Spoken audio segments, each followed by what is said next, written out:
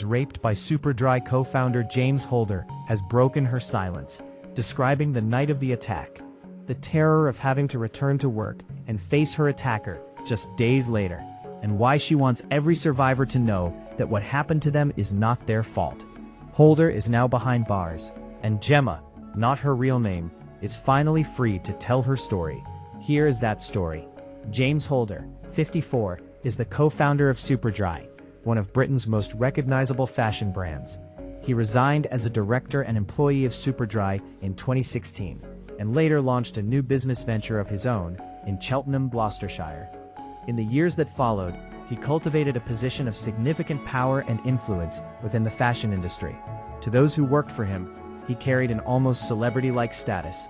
But behind that public persona, the court would hear was something far darker.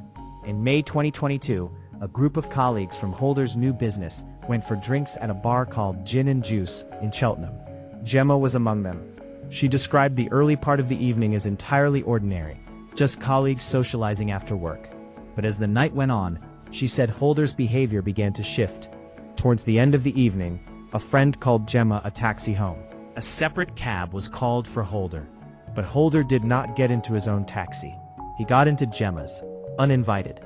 The plan, Gemma understood, was for her to be dropped at her address first, with Holder continuing on to his own home. That is not what happened. Holder ended up inside Gemma's home. He initially fell asleep on her bed, but he woke up, and when Gemma refused his advances from the lounge where she was trying to sleep, he pulled her onto the bed and raped her. The court would later describe the attack as a despicable piece of sexual violence. What happened to Gemma on that Friday night was devastating. What happened on the following Monday morning was something many people might not have been able to face. Gemma walked back into work, and James Holder, the man who had raped her in her own home just 2 nights earlier, was there. "You don't know what Monday will bring," she told the BBC. "You don't know what Tuesday or Wednesday will bring. For me, it was kind of more of a moment of being completely destabilized." She said she was in survival mode, and when Holder spoke to her that week, he spoke to her the way he always had, as if nothing had happened. "It just shows him for what he is," Gemma said. "It's a power trip." She described Holder as someone who was accountable to no one, a man who had free rein of his own behaviors in an environment where there was no room for mistakes and everyone was on high alert. In the days after the rape, Gemma made the agonizing calculation that so many survivors of workplace sexual assault are forced to make. She wanted to report what had happened to her, but Holder was the person paying her wage every month. He had prevalence within the industry. She feared that coming forward would affect her future career prospects. "I felt like I was going to have the whole world against me," she said. "It is a fear that is tragically common, and it is a fear that those who abuse positions of power rely on." Days after the rape, Holder's new business went into liquidation. For Gemma, that development, painful as it was in other ways, was what she described as a blessing in disguise. With Holder no longer her employer, the threat to her livelihood was removed. She was free to go to the police, and she did.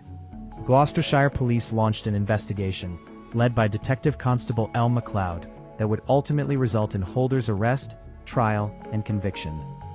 James Holder was tried and convicted of raping Gemma. During his sentencing, Gemma addressed the court directly, telling Holder that he had taken her choice, her dignity, and her body. In May, Holder was jailed for 8 years.